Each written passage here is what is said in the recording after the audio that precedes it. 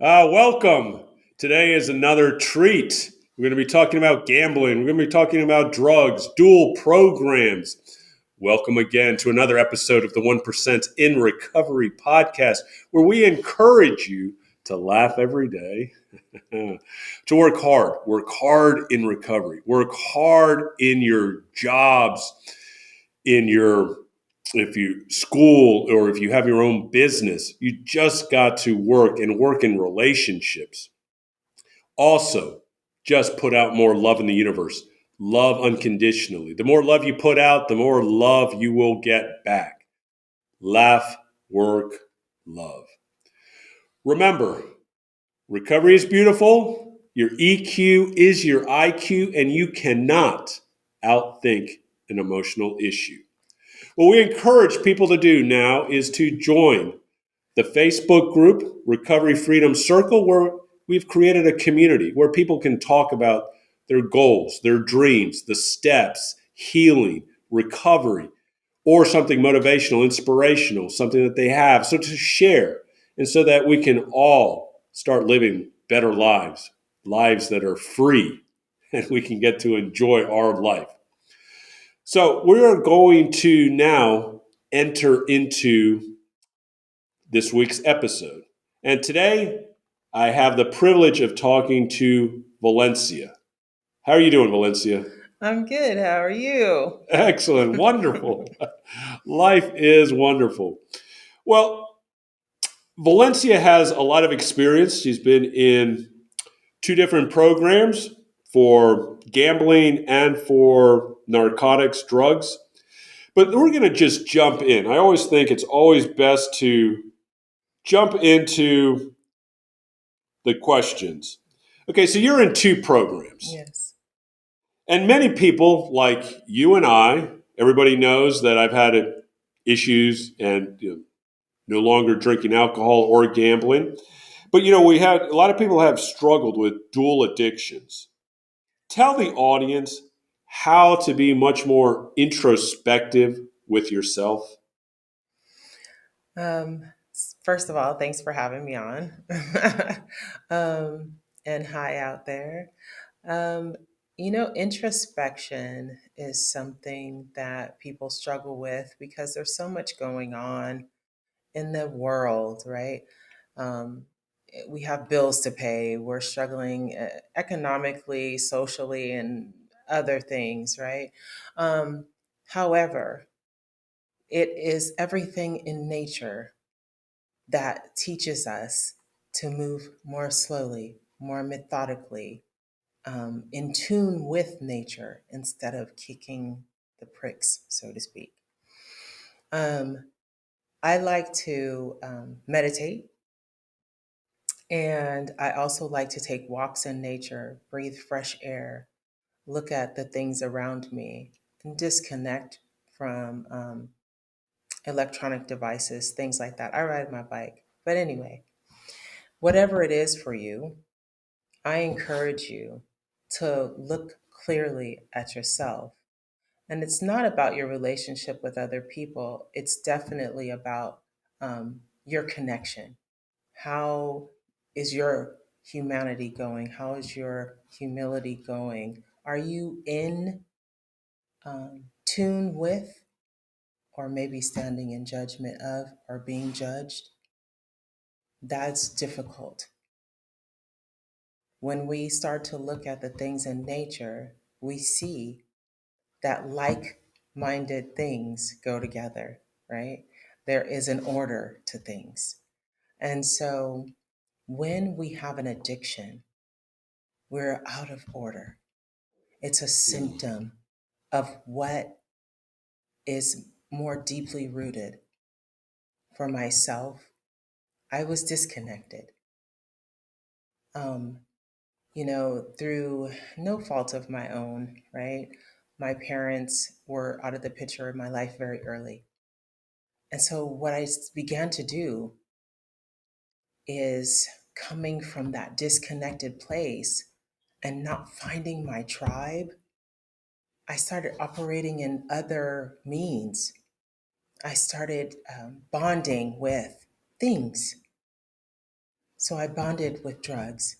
I bonded with alcohol because they got in there and they made me feel different. And then I could sit amongst you and be okay.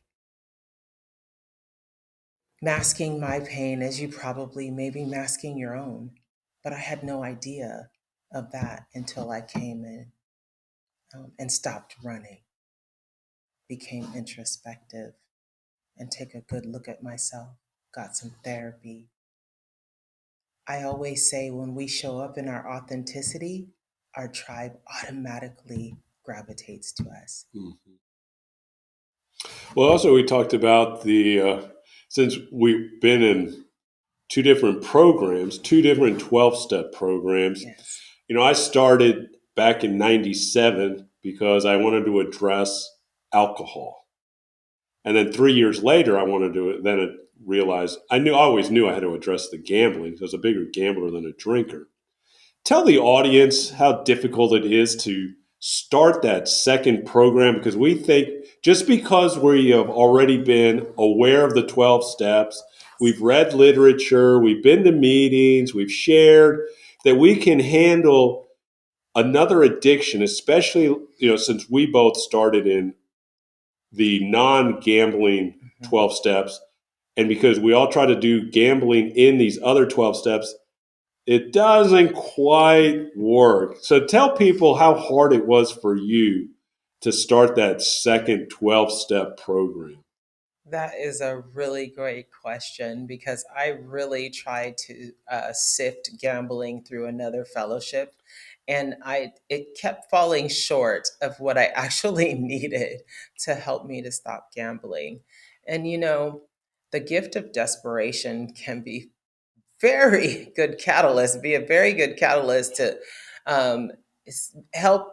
It helped me to seek the help that I actually needed. Like maybe I should go find out how people learn to stop gambling so that I could stop gambling. Because the fellowship that I was in was for stopping another addiction. And, people might think, oh, you're going to have a string of programs. No, that's not exactly how it works. For myself, I know that it works best if someone holds out their hand because they've been there already. And Right. so I And you needed don't to find that with most alcoholics and drug addicts. They don't know anything about the dream world of the gambler or the compulsive gambler.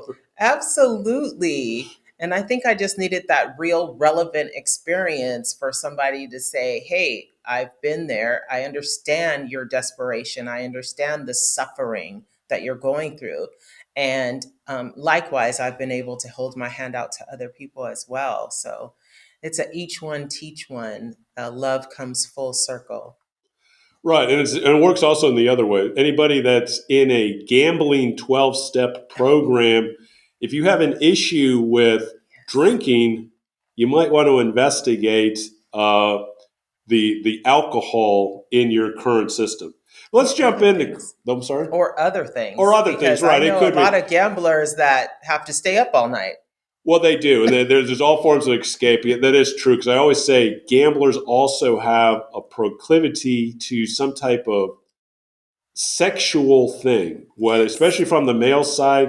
Way Yes. back, it was either strip clubs, it was either uh, just sex, Uppers. or porn, or sexual workers, Yes. something else that they have to also address and go, okay, is this an appropriate way to express love? What am I, And so, yeah, always look out and try to find out different forms of how you were escaping and not being in your feelings. Yes. And I wanted to add to that shame and degradation becomes so a part of our identity, and we're trying to hide desperately from ourselves. And that's why it's really important to take that introspective look. Gosh, this really doesn't feel like who I was meant to be or what I really want for my life. If I'm out kind of hanging out with sex workers, I may struggle. How do I become intimate with someone? That's where therapy can be really important, and even some kind of mentor. Correct. Let's just jump into that question too. So now you've been in recovery, 10 years without any drugs in your system, 3 years without any gambling or betting. And it always talks about what we're trying to do is achieve that freedom. Try to explain the audience how you now envision your future compared to where it was. Um, so I paint pictures, mental pictures, because that's the way I learn. So I was punching holes in my life. The boat was not floating, it kept sinking.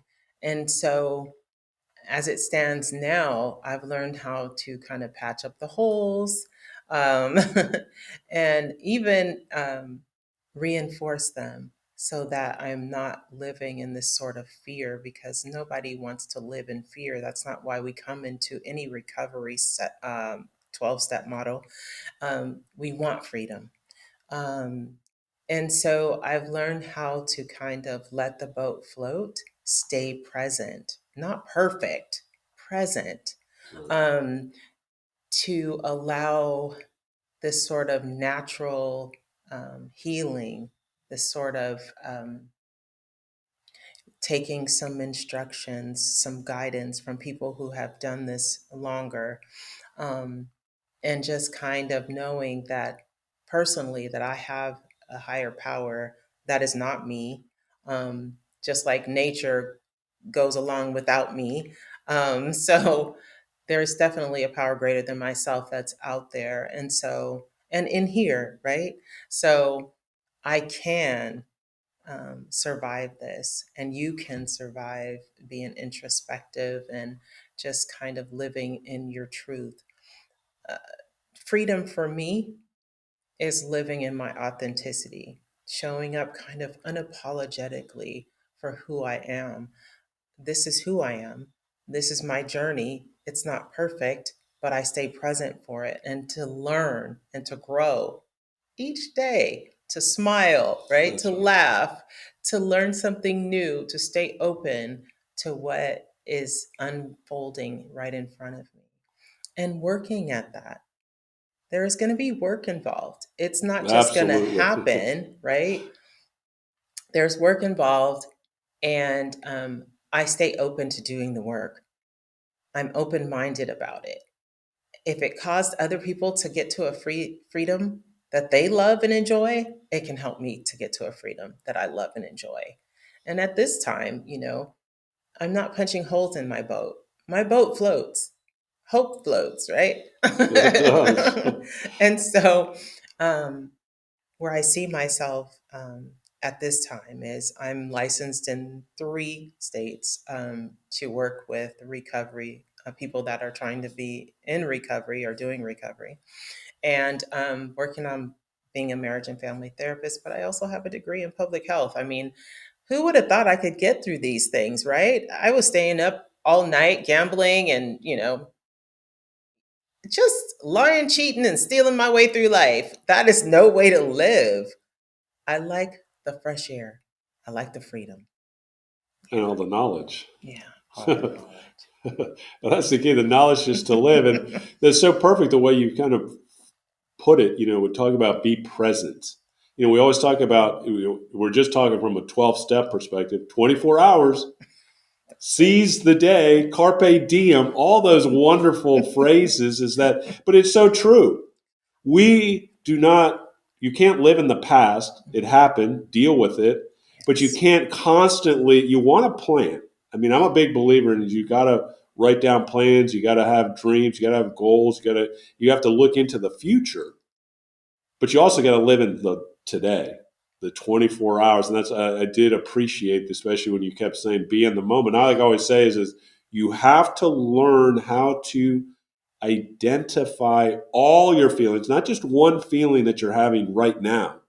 Because most of Yeah. us, my therapist told me that an adult has multiple feelings all the time. And they It's are not, not facts. right. They can change. Right. Yes. And it's okay. Like I always tell people, it's okay to be depressed for an hour.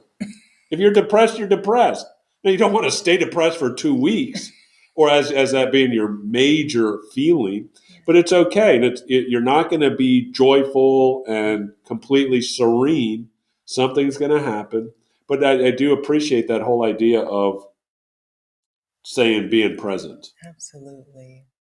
And then let's kind of, because you kind of touched on it a little bit here. So let's jump into question 3. So in your current profession as a mental health advocate, Mhm. helping alcoholics as a recovery coach, tell the audience the need, absolutely the need to find various sources of help. Absolutely. So there's no cookie cutter answer, as we are all different, just like every tree is different, every bird is different. So,